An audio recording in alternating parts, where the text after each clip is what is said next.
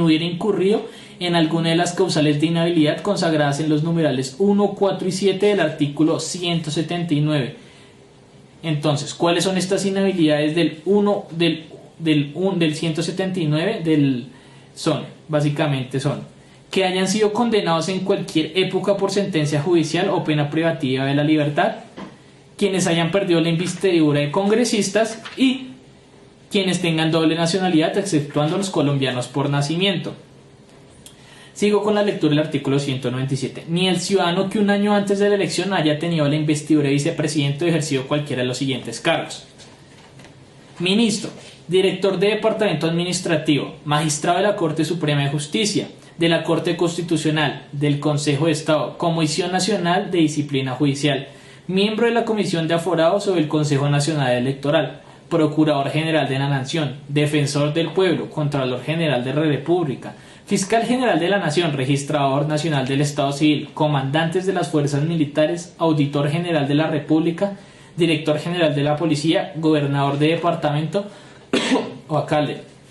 Entonces, luego de la lectura de este artículo, podemos evidentemente observar que nunca se menciona a la doble militancia como una causal de inhabilidad, por lo cual no aplicaría prácticamente esta para las inhabilidades de presidente o vicepresidente, aunque verdaderamente si nos quedamos solo con el análisis de este artículo estaría incompleto, puesto que también es importante analizar el inciso 12 del artículo 107 de la Constitución, artículo que también está dentro del bloque de constitucionalidad, y básicamente es la única norma en la que se basa el demandado que nos importa aquí, ya que es de carácter constitucionalidad. Entonces, el inciso 12 del artículo 107 dice lo siguiente: quien siendo miembro de una corporación pública decida presentarse a la siguiente elección por un partido distinto, deberá renunciar a la curul 12 meses antes del primer día de inscripciones. Entonces, frente a esto, podemos darnos cuenta y evidenciar que nunca se menciona la doble militancia expresamente para aquellos candidatos que quieren acceder al cargo de presidente o vicepresidente, teniendo en cuenta que las inhabilidades son de expresión restringida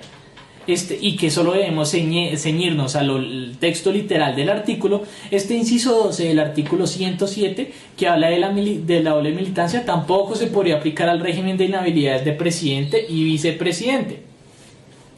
En un tercer punto, también es importante referirnos a la expresión siguiente elección presente en este artículo, y para eso es importante tomar en cuenta la sentencia del 6 de octubre de 2016, radicado número 0501 2333 00 2015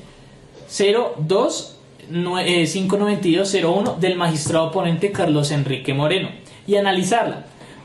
y más que todo en esta parte, y abro comillas: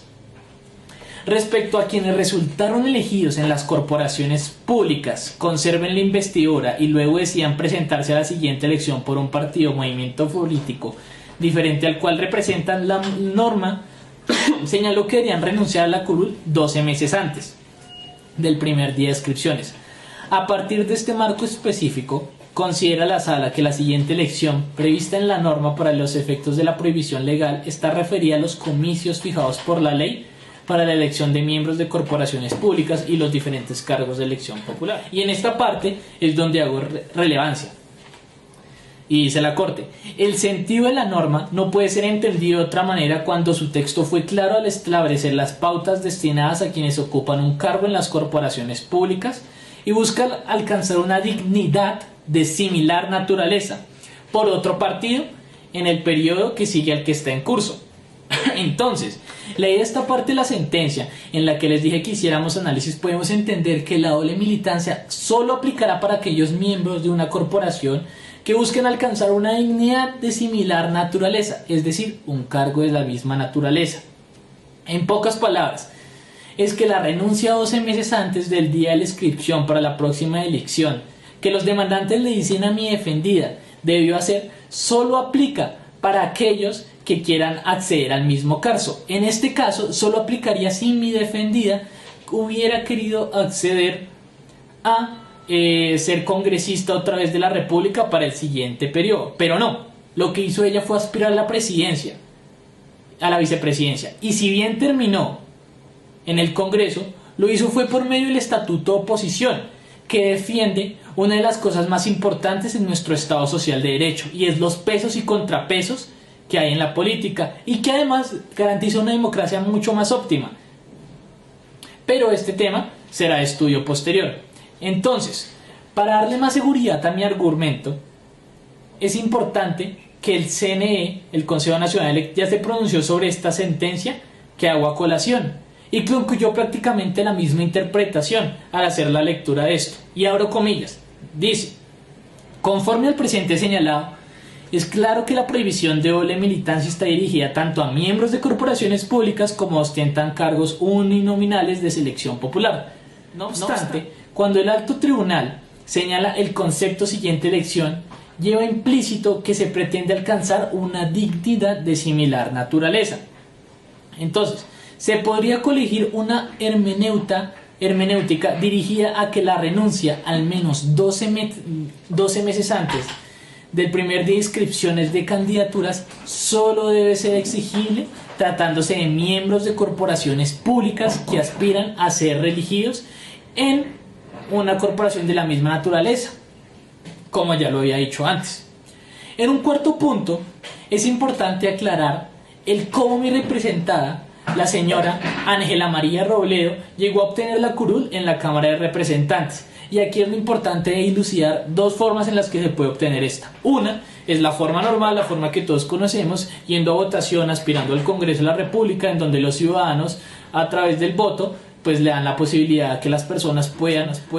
acceder a este tipo de curules. Y por otro lado, hay unos mecanismos especiales, como el Estatuto de Oposición, por el cual mi defendida accedió, y otros mecanismos que se han introducido a través de los años en la política, como por ejemplo el proceso de paz que se constituyó hace unos años, dándole una curul a los exmiembros de las FARC.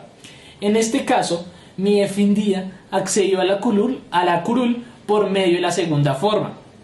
y a través de un mecanismo especial consagrado en la Constitución en el artículo 112, cuál es el Estatuto de la Oposición, por el cual dice